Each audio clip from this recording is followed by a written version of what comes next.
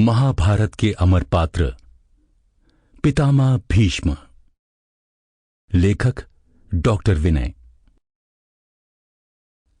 Diamond शाश्वत कथामाला महाभारत के अमर पात्र पितामह भीष्म।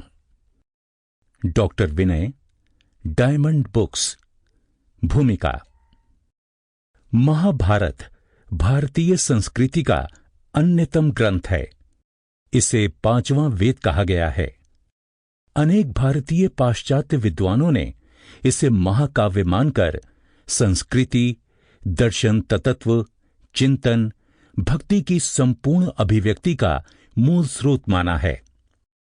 स्वयं महाभारत में कहा गया है कि धर्मे चार्थे चकाम च मोक्षेच भरतर्षम यदि हास्ति तदन यत्र यन्ने हास्ति न तत्क्वचित्। हे भरत श्रेष्ठा, धर्म, अर्थ, काम और मोक्ष के संदर्भ में जो कुछ इस ग्रंथ में है वही और स्थानों पर है, और जो इसमें नहीं है वो कहीं नहीं है।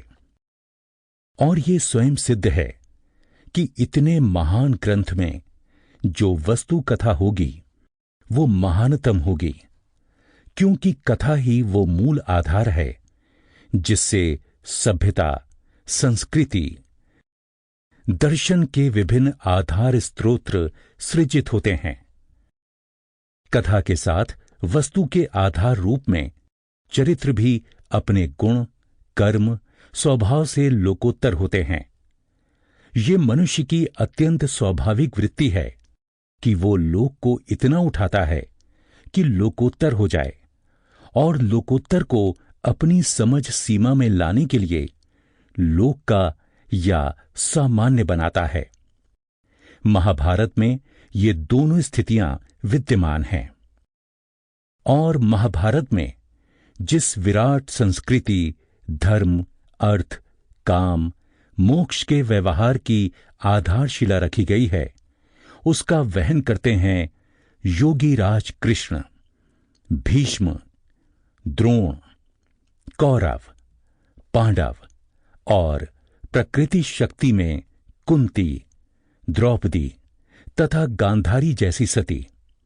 इनके साथ सांस्कृतिक विकास के आरोह अवरोह में सहयोगी होते हैं कर्ण, द्रुपद तथा अन्य पात्र, जो सीधे महाभारत के रचना धरातल पर सक्रिय हैं। इन सक्रिय चरित्रों के साथ पुराकाल के अन्य कथानक हैं जो इस रचना को भूत, वर्तमान और भविष्य की दृष्टि का आकार ग्रंथ बना देते हैं। भक्ति की दृष्टि से महाभारत के प्रतिपाद्य हैं योगीराज कृष्ण, अर्थात महाभारत का अनुकूल पक्ष कृष्णत्व है, और जो कृष्ण के अनुकूल नहीं वो विरोधी है, अधर्म है, साथ ही त्याज्य भी। इसी दृष्टि से महाभारत में आए अन्य पात्रों की स्थिति देखी जा सकती है, पर ये सभी पात्र अपने व्यक्तित्व में विचित्र, उत्तेजक, प्रेरणाप्रद और मानवीय अनुभवों से भरे हैं।